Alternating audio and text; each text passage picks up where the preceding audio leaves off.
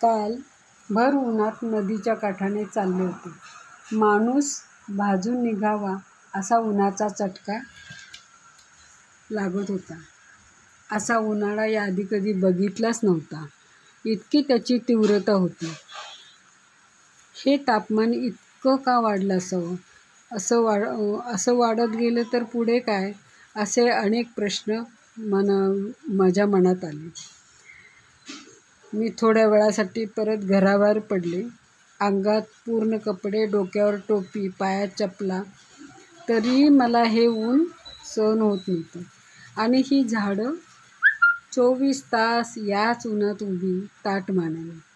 किती वेदना होत असतील त्यांना, किती ऊन लागलं असेल. कारण आपण जागा तरी बदलतो, त्यांना तोही अधिकार नाही. एकाच जागेवर जगायचं किंवा मरायचं, पण मागं नाही हटायचं. जगता जगता आपल्यासारख्या जीवांना आसरा द्यायचा, केवढा हा त्याग. आम्ही माणसं कुणासाठी थोडं काही केलं तर त्याचा किती ढिंडोरा पिटवतो. झाडांचं तसं नाही. फक्त कर्तव्य करायचं, फळं तुम्ही आम्ही घ्यायची. आता मला या फुफाट्याची, नदीची, वाळूची, रानातल्या मातीची दया यायला लागली. हे रखरखीत ऊन अंगावर घेऊन आपल्याला चांगलं जीवन देणारे हे आपले मुके साक्षीदार. आपल्याला कधी हे समजतच नाही. उन्हाचा तडाखा घेताना त्यांना किती वेदना, यातना सहन कराव्या लागत असतील, याचा विचार कधी आपण करत नाही. कोरड्या पडलेल्या नदीकडे बघितलं, नकळत डोळ्याच्या कडा ओलावल्या. ती आटली होती म्हणून आटताना तिच्या काय भावना असतील. एक एक थेंब कमी होताना तिला काय वाटत असेल.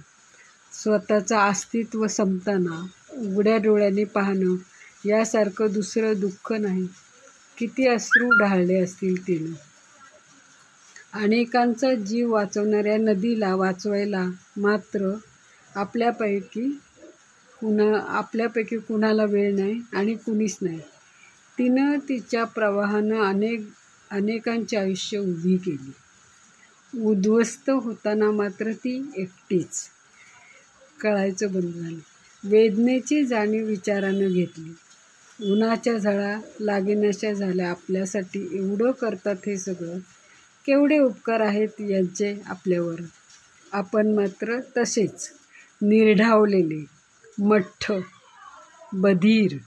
कधी मानलेत कुणी यांचे उपकार? माझे हात नकळत जोडले गेले. आम्ही तुमचे सदैव ऋणी आहोत. आम्ही तुमचे सदैव ऋणी आहोत. नदी कोरडी का झाली? सूर्य इतका का तापला? हे आम्हाला कधी कळणार? सुरुवात करायला हवी हे वाचवायला. वृक्षतोड रोखायला हवी. वृक्ष लागवड वाढवायला हवी. सिमेंट, प्लास्टिकची जंगलं कमी करायला हवी.